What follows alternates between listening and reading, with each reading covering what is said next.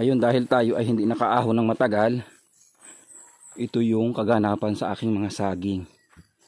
Ayan, nakita naman ninyo. Hinog na yung saging, nagputukan na. Hindi na siya mapapakinabangan yung iba. Yan, ganito sa amin sa probinsya.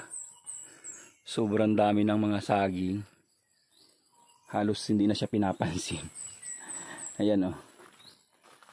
Ayan ang kaganapan dito. Medyo madamo na siya. Pero punong-puno siya ng tanim. Ayan, may mga pasulib na akong niyog. Ito lakatan pa rin oh. Ayan oh.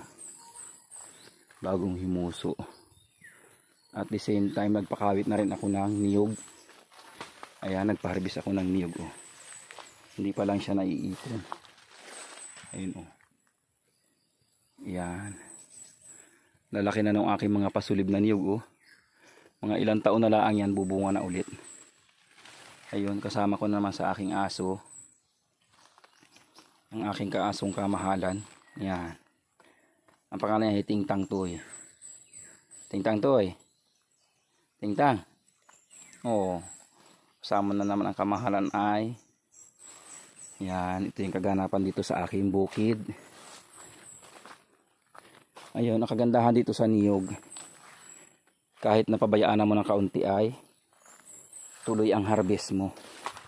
Hindi katulad ng ibang mga ay halaman na pag napabayaanan mo hindi siya magbubunga. Ito yung mga bago kong tanim na kakao. Mga nyog dito oh. Ayun, nabunga na naman yung aking isang lakatan. Ayan, tingnan natin ang laki ng puso. Ayun. Oh, lakatan yan. Ito lakatan din. Ito wala pang bunga. Ayan, tingnan nyo yung mga nyug kong mga tinanim. Ayan oh. Ang lalaki na. Mga ilang taon na lang mabunga na rin yan. Kasi naupo na siya oh. Ayan oh, mga tanim ko yan. Mga nyug na yan. Ayan oh. Ito yung kaganapan dito sa aking bukid. Punong-puno ng halaman. Wala kang susulian kung hindi puro halaman. Ayun, ito nabunga na rin yung sa baritong iba. Ayan, tinubuan ito ng pusngo oh. Ayan oh. Yung bagong tanim, yung nyug na tinanim. Ayun, may kakao na hinog. Ito yung kakao kong tinanim na matagal na oh. Ayan oh, daming bunga oh. Ayun, bago ang laki nun oh. Hindi ko lang nakakating yung mga dahon para lalong gumanda. Kailangan kasi yan i-pruning. Pero hindi pa pwede mag-pruning ngayon kasi naulan. Masama ang mag-pruning ng kakao pag naulan. Ito naman yung senyoritang saging. Ito yung kakao. Ganda ng pagka maliit pa lang siya. Kailangan nang linisin. Ito naman yung mga tinimbo na niyog. Ayan. O yan o, yung mga tanim ko na niyog o. Nakita nyo yan. Dapat ang niyog talaga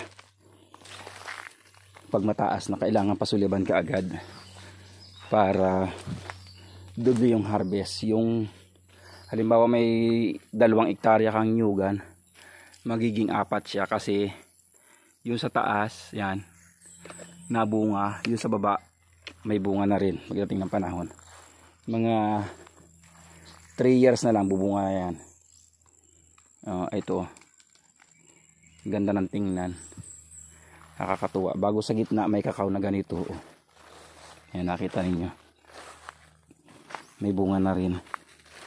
Ito ay prinuning ko na pero kailangan ulit tanggalan ng dahon. Yan, yung mga maliliit na sanga. Ayan, nakita nyo ang dami ng bulaklak. O yan o, dami ng ibubunga. O yan, kita ninyo lahat yan, lahat itong nyugang ito ay may may tanim na, may pasulib ng tanim. Lahat yan, wala kang makikita rito na walang hindi may tanim. Ayan, ito kaya maliit na ganito, mga nangyari dyan siguro mga kinain ng hayop, tinamnang kulit ng panibago kaya maliit siya. Kung mapapansin nyo yung mga katabi niya ay malalaki. Ayan, ito yung mga hindi na kain ng hayop. Dito naman sa parting ito may nagdalawang tanim. Ayan, ang nangyari dito kasi ay ito, muntik na siya mamatay, kaya ang ginawa ko, tinamnan ko doon ng isa. Ang nangyari naman ay pareho siyang nabuhay. Walang problema yan kasi ano, yang pwedeng uburin ng isa. Ito, nakikita ninyo naman yung aking mga saging sa ilalim ng niyugan. Oh, di ba? Ang ganda ng tingnan. Kahit hindi nalilinisan pero napapakinabangan. Ayan, nakita nyo yung bungang yan, oh, lalaki. Oh. Ayan. Dami niyang saging. Oh. Kailangan lang palinisan. Ayan.